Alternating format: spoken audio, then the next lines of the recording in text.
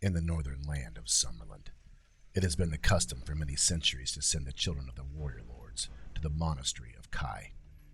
There they are taught the skills and disciplines of their noble fathers. The Kai monks are masters of their art, and the children in their charge love and respect them in spite of the hardships of the training. For one day, when they have finally learnt the skills of the Kai, they will return to their homes, equipped in mind and body, to defend themselves against the constant threat of war from the Dark Lords of the West. In the olden times, during the age of the Black Moon, the Dark Lords waged war on Summerland. The conflict was a long and bitter trial of strength that ended in victory for the Summerlanding at the great battle of Mocking Gorge. King Ulnar and the allies of Doranor broke the Darkland armies at the pass of Moitura and forced them back into the bottomless abyss of Mocking Gorge. Vashna, the mightiest of the Dark Lords, was slain upon the sword of King Ulnar, called Summer Sword, the Sword of the Sun. Since that age, the Dark Lords have vowed their vengeance upon Summerland and the house of Ulnar. Now it is in the morning of the feast of Fenmarn, when all of the Kai Lords are present at the monastery for the celebrations. Suddenly, a great black cloud comes from out of the western skies. So many are the numbers of the black-winged beasts that fill the sky that the sun is completely hidden. The Dark Lords, ancient enemy of the Sunlanding, are attacking. War has begun. On this fateful morning, you, Silent Wolf, have been sent to collect firewood in the forest as a punishment for your inattention in class. As you are preparing to return, you see to your horror a vast cloud of black, leathery creatures swoop down and engulf the monastery. Dropping the wood, you race to the battle that has already begun. But in the unnatural dark, you stumble and strike your head on a low tree branch. As you lose consciousness, the last thing that you see in the poor light is the walls of the monastery crashing to the ground. Many hours pass before you awake.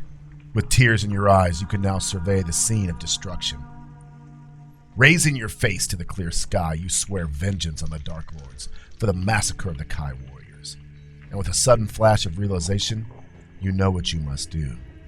You must set off on a perilous journey to the capital city to warn the king of the terrible threat that now faces his people. For you are now the last of the Kai. You are now the lone wolf.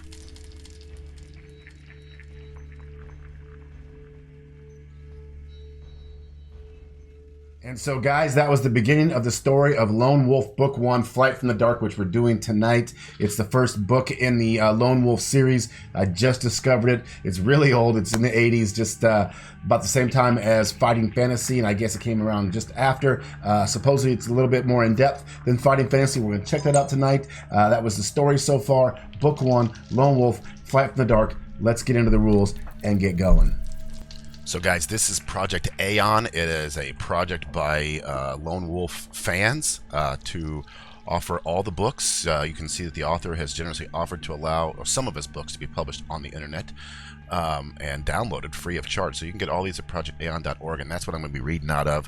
I did buy a book. I want to get more, but I couldn't find Flight from the Dark, which is number 1, and I had to start with number 1 from what I understand, because the first 5 books kind of go in order.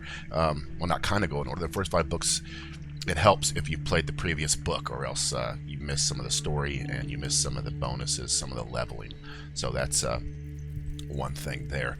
So I can go to Flight from the Dark. Here's a bunch of, man, that's a lot of books. So very nice, and this is what we'll be looking at. So the rules, if there's one thing I'm not in love with this system so far, is this random number table. They don't have you roll dice, which I love to roll dice, and they don't have like the flippy thing that Fighting Fantasy did, where you could flip to the book and get stuff. They have a random number table, which looks like this, and you're supposed to just close your eyes and put your pencil on it. But I could see some kid who's played this a few times kind of know where he wants to put the pencil, but maybe not. Maybe they laid it out in such a way, but it just feels a little not random to me. And so you have combat skill and you have endurance. Endurance is like Fighting Fantasy in that it's hit points, and combat skill is your combat skill. You're going to find a number on the random number table, add 10 to it. That's your combat skill.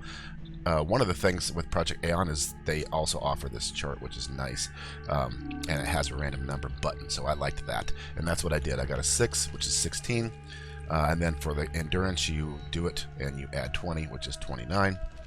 And then here's, I think, the big difference, I believe, so far. You get to pick with book 1, you you have 5 levels of the Kai disciplines. There's 10, and so I think you get to get an extra one each book. And so by the end, you are the Kai master, and you have every single one. So we're going to look at some of these skills and pick some. So over here on this page, this tells you the different levels of Kais, and so we're start as a Kai initiate. So we have 5 disciplines that we've learned. We're not a novice or an intuit, a don or an acolyte. We're an initiate. So super fantastic. Oh yeah, and you can see down here, if you successfully complete the mission of book 1, add a further Kai discipline to your action chart. So that's kind of why you want to do them in order, unless you just pick up book 5 and say, yeah, I finished them all. But that's a little cheesy, so let's do them in order, or at least just look at 1 or 2 of them and see how we like it. I started looking through these, and I kind of would consider myself, so you can kind of make yourself a magical guy or a healer guy or a fighter guy by just picking the right disciplines. So first thing, right off the bat, I'm picking weapon skill. You can see that there's different weapons, and different weapons are better, which makes perfect sense. But that doesn't mean that you can choose whatever one. I think you start with maybe a dagger, maybe an axe. So yeah, you're supposed to randomize it, pick a number the usual way from the random chart, and then find the. Let's see which weapon skill we have.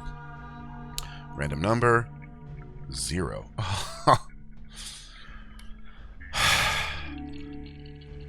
Couldn't wait to be good at stuff, and I picked the crappiest weapon there is. So whatever. It is what it is. So if I have that, I get a +2. So if I happen to have a dagger, I get a +2. Big whoop. Poop.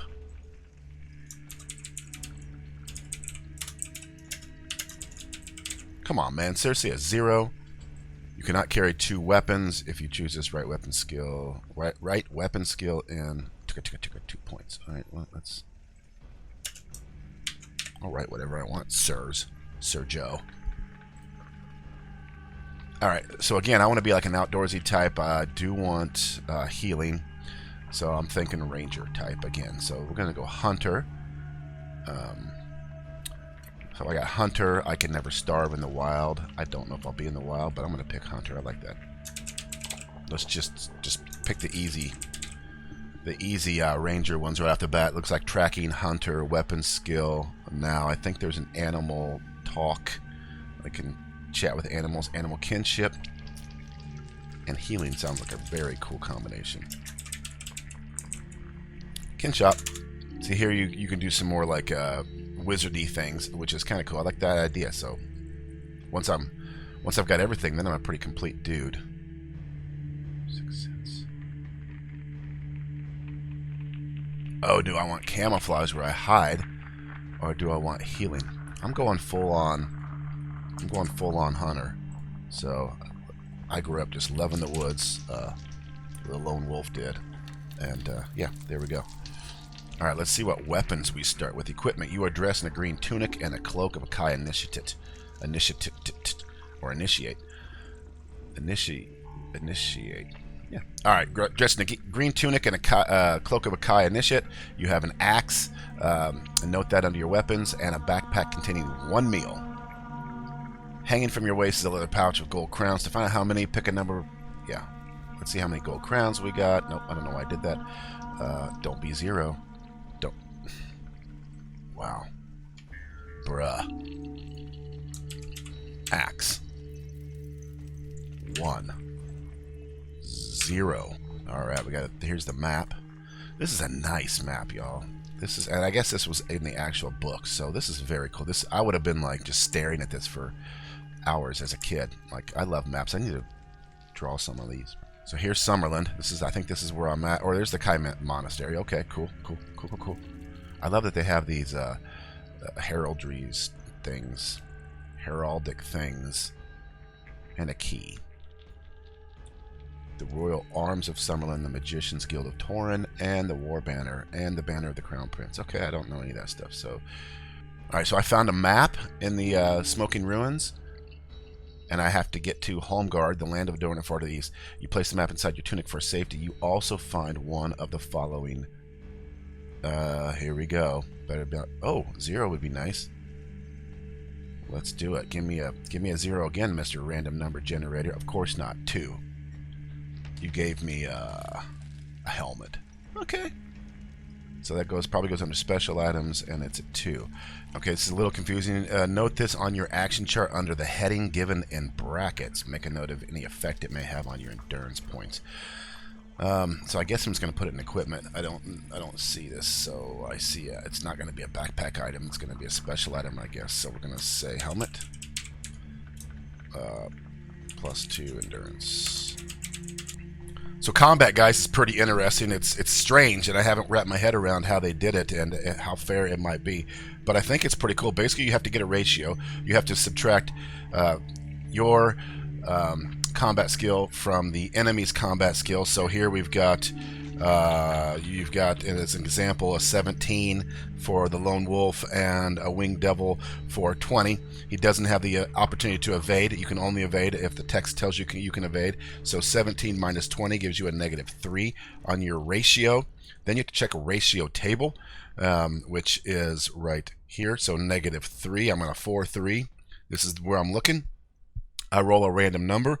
So in the example, I roll a 6, which means my enemy takes 6 endurance and I take 3 endurance penalties for the round. First person to 0 loses, and then I guess you just keep going, until someone dies. That's not too hard. And then evasion, it'll tell you if you can do evasion. All right, well, that sounds interesting.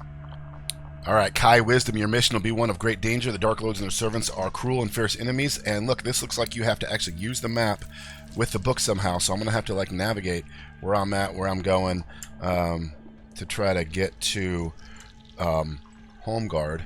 So I just got to get here. It's just east. How hard is that? I think that's where I want to go. Yeah, so Home Guard's the capital. So yeah, I mean on the world map, it doesn't look like much. I'm just going to go southeast. How hard could it be? Looks like there's a nice big old road there. And yeah, I'll just grab the road, hit the bridge, and I'm there. Piece of cake. We'll be done with this book in like 2 minutes.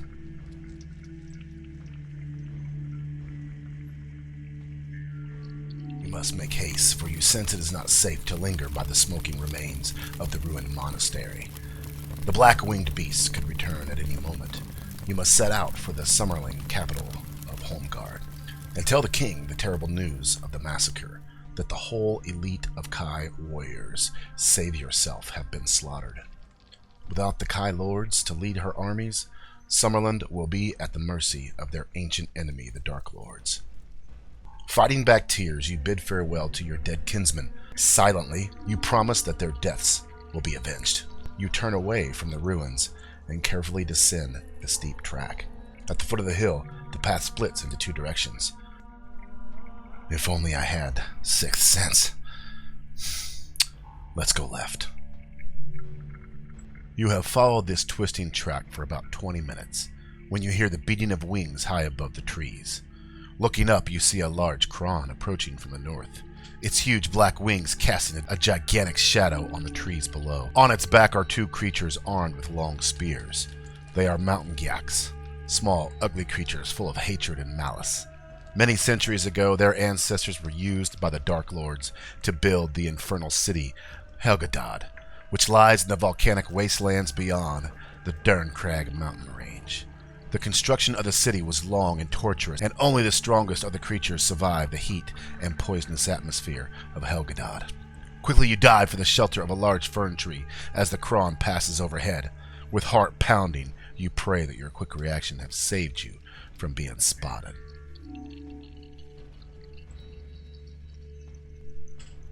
The crawn and its riders land on the track barely 10 feet from where you are hidden.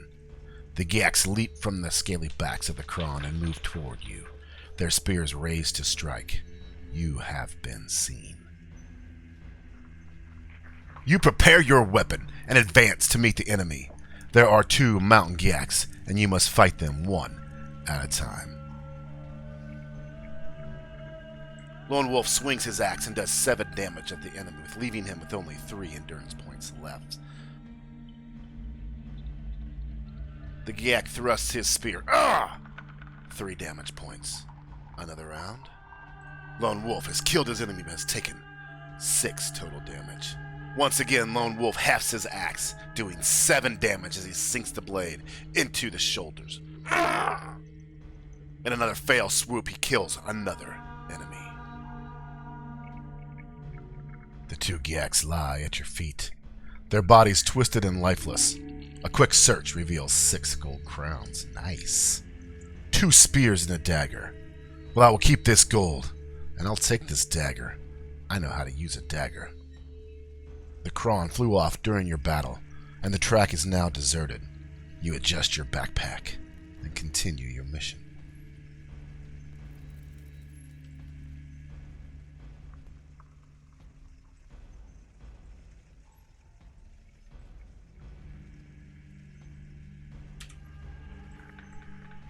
Keeping a watchful eye on the sky above, you move quickly along the track. You recall that this route leads to Fogwood, a small cluster of huts that have been used by a family of charcoal burners for nearly 50 years. After 20 minutes, you reach the edge of a clearing where the huts are grouped in a small circle. There is no sign of the usual mist of wood smoke which gives Fogwood its apt name, and the huts are unusually quiet. I'm going to look around the ground using my tracking skill and decide what has happened. Using your skills, you detect yak tracks around the perimeter of the clearing.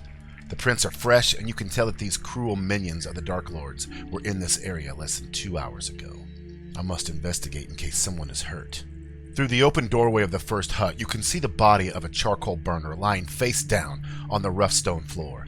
He has been murdered, stabbed in the back by a spear. All his furniture and belongings have been smashed and broken, and not one piece remains intact. This is the evil handiwork of Gyaks, without any doubt, for they delight in the destruction of all things. A quick check of the other huts reveals a similar story of murder and wreckage. In the last hut that you search, you discover a Gyak spear, proof of your suspicions. You may keep this weapon if you wish. More determined than ever now to succeed in your mission, you continue along the track. In the distance, perched on a branch of an old oak tree, is a jet black raven. I have animal kinship. I will call to this bird. The head of the bird slowly turns and it curses you. An instant later, it flies off above the trees and has soon disappeared. Shocked by what you have heard, you are now sure that the fledgling was a scout of the Dark Lords, and is now probably on its way to inform them of your whereabouts. It would be prudent to leave the track and go through the forest. I'm more at home there anyway. For half an hour or more, you press on through the forest. Through the rich vegetation and ferns, you happen upon a small clear stream where you stop for a few minutes to wash your face and drink of the cold fresh water. Feeling revitalized, you cross the stream and press on. You soon notice the smell of wood smoke, which seems to be drifting towards you from the north. I wish to investigate the smell. Carefully parting the dense foliage, you are horrified by the sight that meets you. In a small clearing ahead, 3 Gyaks have tied a man to a wooden stake and are setting fire to a mass of brushwood bundled at his feet. You recognize his tunic as that of a border ranger, one of the king's men who police the kingdom near the Derncrag Mountains of the west. He has been badly beaten and is nearly unconscious. I have the discipline of hunting. Using the skills taught to you by your masters in the art of hunting, you inch your way through the foliage undetected. In less than a minute, you are directly behind and only a few feet from the stake to which the ranger is tied. The wood is alight, and great clouds of smoke are engulfing the poor victim. You take your weapon and run forward, hidden by the smoke. One blow of your weapon is all that is needed to sever his bonds, and you pull him free and back into the safety of the forest. As you press on into the forest, you hear the shrieks of the Gyaks as they discover that their prisoner has literally disappeared in a cloud of smoke. The man is badly injured and near to death. If you have the Kai discipline of healing, you may ease the pain of his wounds, but he has been so seriously hurt, he is beyond repair by your skills alone. He soon lapses into unconsciousness. You try to make him as comfortable as possible beneath a large forest oak before leaving and pressing on through the thick woodland towards the northeast. Fatigued by your exertions, you stop to rest for a few minutes at a fallen tree. You notice a large bundle beneath the trunk. I wish to examine the contents. Wrapped in a bundle of woman's clothing is a small velvet purse containing 6 gold crowns and a tablet of perfumed soap.